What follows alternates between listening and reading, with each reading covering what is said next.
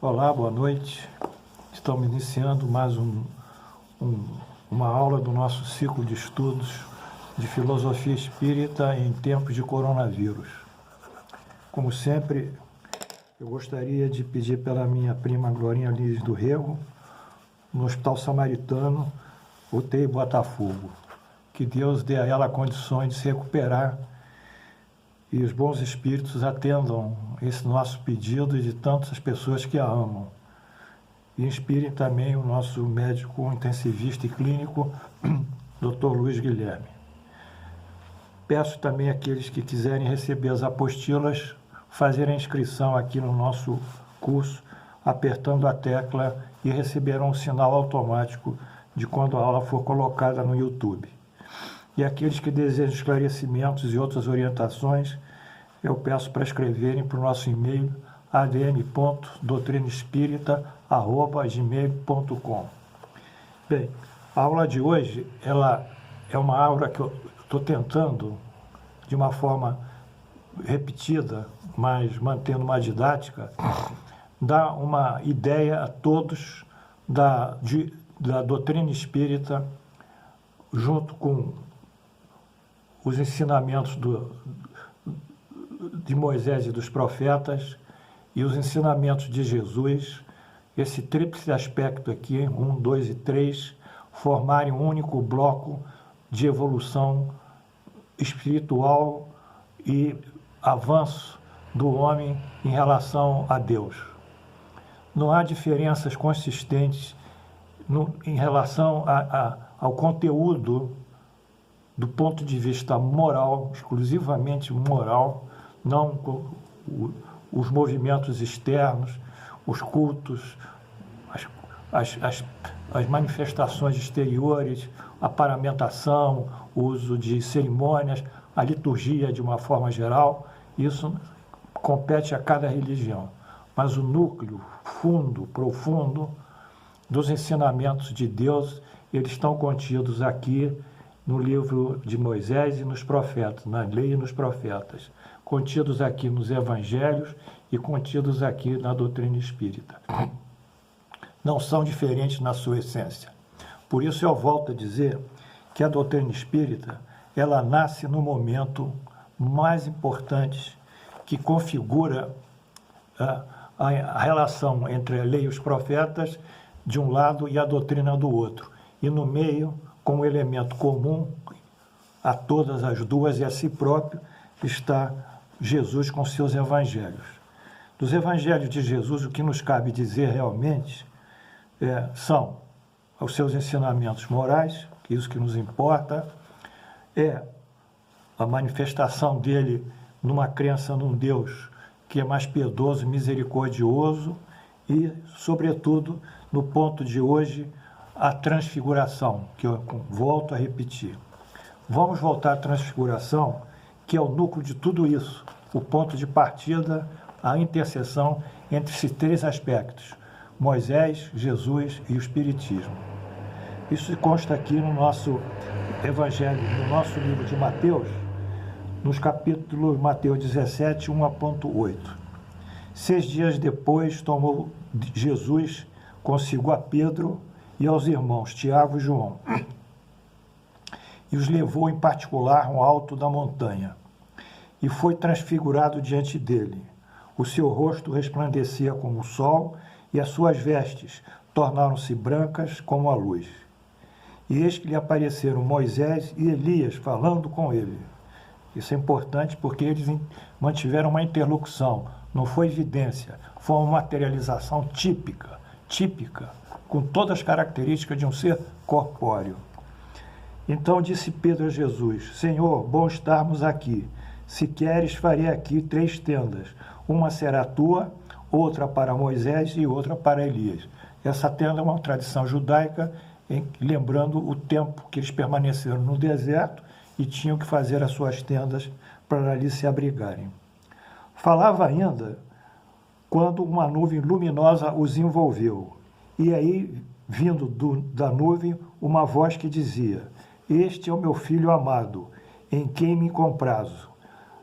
A ele ouvi.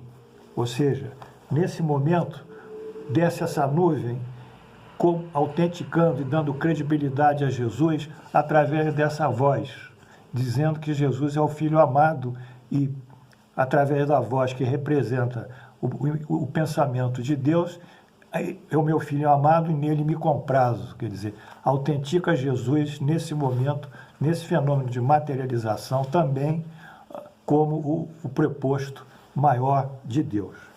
Bem, essa parte que nos chega aqui da transfiguração, ela vai fechar três aspectos fundamentais, como eu disse.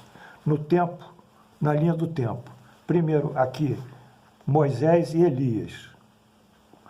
E Jesus, na transfiguração, mas nessa missão de Jesus, ele nos diz, em relação à sua vinda, que ele diz: não penseis que vim destruir a lei, mas sim, nem a lei nem os profetas, mas sim cumpri-los.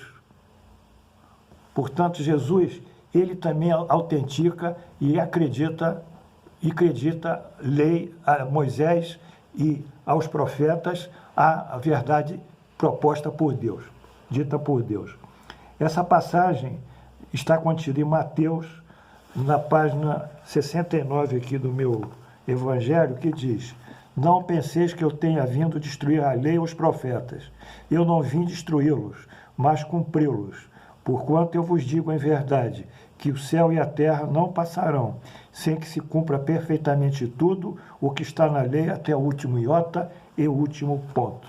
Então, a linha do tempo segue, Moisés e Elias representando o Antigo Testamento de uma certa forma, Jesus na materialização denunciando o Evangelho e a sua figura acreditada por Deus, e ao mesmo tempo dizendo que ele acredita e autentica toda a lei e os profetas, e essa lei não passará enquanto ela não for integralmente cumprida. Muito bem, ela vai ser cumprida. E quando vai ser cumprida? Aí nós passaremos para um outro ponto, uma outra ação de Jesus, que está na nossa... Desculpa. Está em Mateus 24, aqui do meu Evangelho.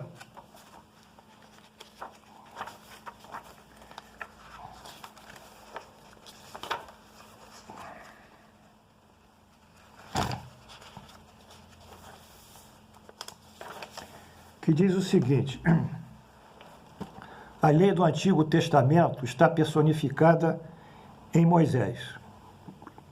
A do Novo Testamento está no Cristo. O Espiritismo é a terceira revelação da lei de Deus. São três ondas. Uma onda é Moisés e os profetas, a outra onda é o Cristo e a terceira onda é o Espiritismo. Mas não está personificado o Espiritismo em nenhum indivíduo, porque é o produto do ensinamento dado não por um homem, como Moisés ou como Jesus, mas por uma coletividade de espíritos, por um número imenso de espíritos que são as vozes do céu sob todos os pontos da terra, e por uma multidão inumerável de médiuns. É, de certa forma, um ser coletivo, abrangendo o conjunto de seres do mundo espiritual, vindo cada um trazer aos homens a contribuição dos seus conhecimentos para fazê-los conhecer aquele mundo e a sorte, o mundo espiritual, que neles o espera. Assim como Cristo disse: eu não vim destruir a lei, mas cumpri-la, o Espiritismo igualmente diz: eu não vim destruir o que o Cristo disse, mas cumpri-lo. O Espiritismo nada ensina que seja contrário ao que o Cristo ensinou. Pelo contrário, porque o Cristo, num segundo movimento, depois da transfiguração, ele vai liderar o Espiritismo.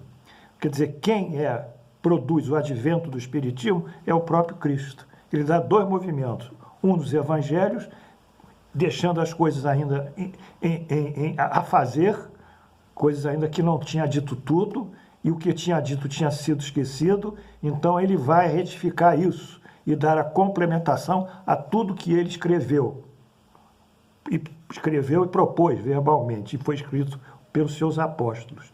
Então, o Espiritismo nada ensina que seja contrário ao que o Cristo ensinou, mas desenvolve, completa, explica em termos mais claros para todas as pessoas o que foi dito sob a forma metafórica de Jesus, sob as suas alegorias, sob suas parábolas.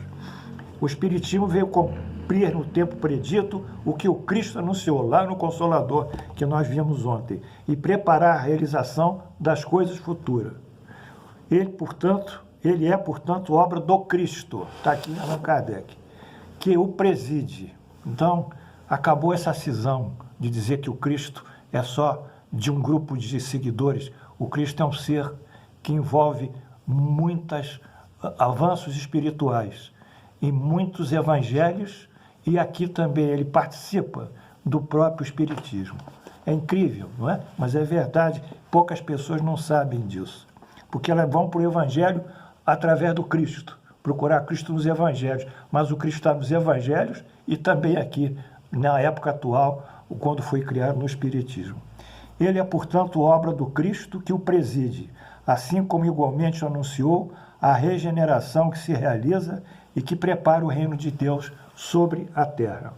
Portanto, nessa nova movimentação, nós vemos o seguinte: o Espiritismo chegando e, pelo advento de Jesus, numa segunda onda, e quem é que vai efetivamente corrigir as imperfeições que não tinham que sido colocadas? Vai ser Elias.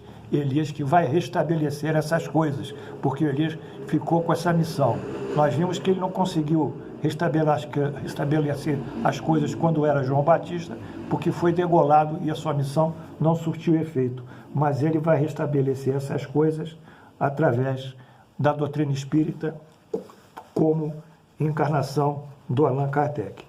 Então, era isso que nós queríamos colocar mais uma vez para vocês e dizer que não há solução de continuidade, não há lacunas, não há separações. É uma linha reta de evolução do homem. Começa aqui em Moisés e Elias, vai para o Cristo Jesus, vai mais um pouco, avança para o Espiritismo, reproduz no Espiritismo os Evangelhos de Jesus, através da filosofia espírita, que abre belamente todas as coisas que estavam ainda a ser ditas e redivive também plenamente tudo o que Jesus tinha proposto e foi esquecido. Portanto, agradecemos a Deus mais esse momento e aqui encerramos essa passagem. Lembrando também que no Espiritismo, Jesus adquiriu um pseudônimo, que é chamado Espírito de Verdade. Na próxima aula, nós daremos alguns fatos que autentificam Jesus como Espírito de Verdade, fatos esses e registros em diversas citações bibliográficas. Agradeço a vocês, peço que tenham uma noite feliz e paz. Paz. Paz em Cristo. Tranquilidade. Se as coisas se movimentam, se estão confusas, se os homens vão para um lado ou vão para o outro, se um dia diz sim, outro dia diz não, outro dia afirmam, outro dia negam, um dia se apalavram, outro dia abjuram a palavra, não importa. Isso faz parte da natureza humana, que ela é imperfeita. Fiquemos com a nossa fé e a nossa segurança em Deus e deixemos que esses movimentos de dissensão que vemos aqui na nação brasileira, esse estado de desarmonia, esse estado de desequilíbrio, ele vai pouco a pouco se acertar, porque a lei do progresso indica que tudo tem que melhorar, tudo tem que progredir, tudo tem que caminhar para o bem e para a lei do amor. Muito obrigado e boa noite.